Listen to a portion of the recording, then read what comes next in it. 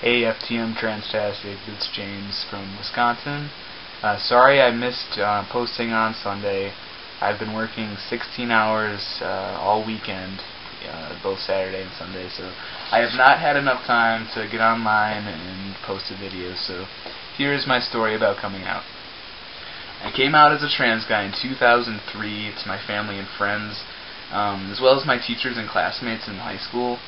Up until that point was really difficult for me, but coming out to my family wasn't really difficult.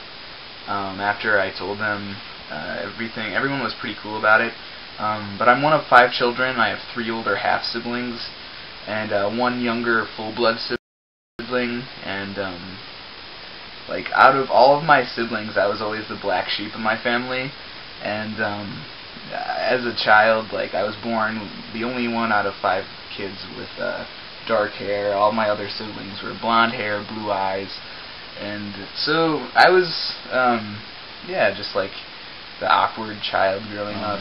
But yeah, as a child, I rejected all of the normal little girl things, like playing with dolls and tea parties and dress up. And I actually had a really nasty phobia of dolls when I was little, watching way too many Chucky movies as a child. And so I rather would have been going outside dirty than to holding a fake plastic baby and carrying that around. So I joined every sport possible when I was little: softball, basketball, volleyball, and football. And football, in which I was the only girl on the team, which is kind of neat, but they had no rules about having girls not being able to play, so I got right on the team, and I got picked on quite a bit for doing that, but I didn't care, because, you know, sports are sports, and I had a lot of fun doing it. And along with playing sports, I really liked the clothes that I got with playing sports, like the athletic basketball shorts and shirts and shoes and all that cool stuff. And when I was old enough to dress myself, I just stopped wearing any girly piece of clothing that my parents bought me and just wore my sports clothes. And as soon as I started developing breasts, I started doing chest. I started out just doubling up sports bras and wearing big t-shirts to hide them, and until I reached high school is when I really started having problems with my peers and not fitting in and not appearing to be my assigned gender and stuff like that. My freshman year, I attended a very, very small conservative school in a very small town, and I didn't have any friends at all. I got picked on, harassed. I had my property vandalized when I was going to school there, and I would run home crying every day, just being so miserable, until one day I just decided to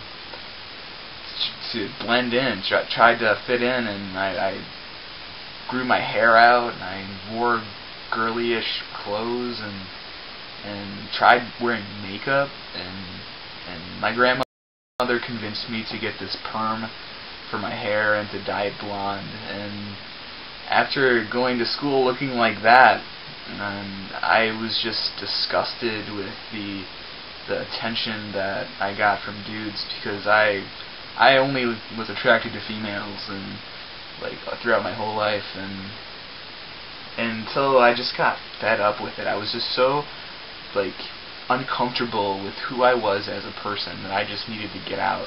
So my dad and my sister and I moved to Madison, and I attended school in Madison, and I also went to these youth groups for queer kids that I found, and I developed a whole comfortable group of friends who were just like I was, and I met my first trans guy, and then everything just made sense. Like, something just clicked, and everything, like my whole childhood, just made sense to me. I had a definition for how I felt, and it was the most empowering experience. And then I went home and shaved my head and walked up to my father and told him that after all of this time, he had a son instead of a daughter. And instead of rolling his eyes and telling me that it was all just a phase, he nodded his head and said, "I could have told you that when you were 3 years old."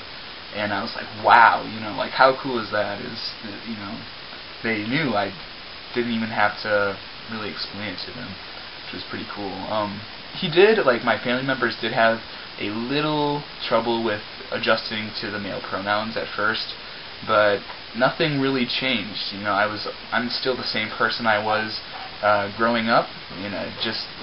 I'm called by he and him, and I go by James full time too. So instead of my bio name, which is Jamie, which I still go by Jamie sometimes, and because it is a very gender neutral name, which I kind of really lucked out.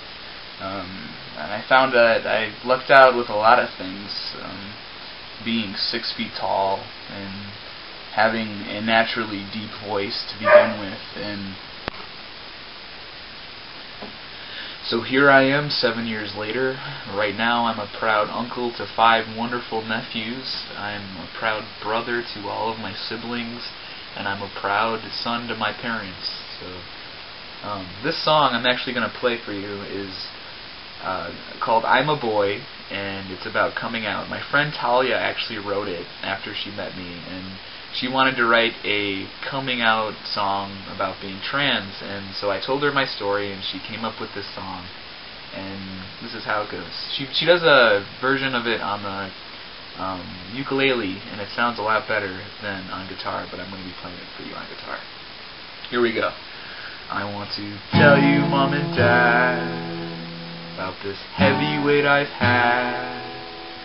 I've never really felt the same. When I played superhero games, I was Batman 'cause Wonder Woman's lame. And I think my meaning here is pretty plain. When I found out what I've been feeling, I flew right up to the ceiling. Can't wait to say it, guys, I'm a boy. That I am gay, but you see there's just no way.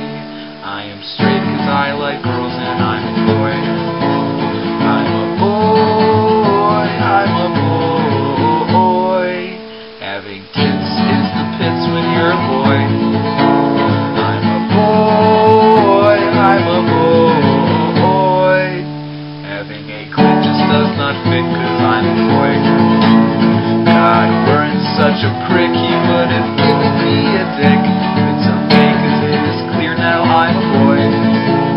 Instead I like Pinocchio 'cause I have nothing that can grow. But that makes me no less of a real life boy.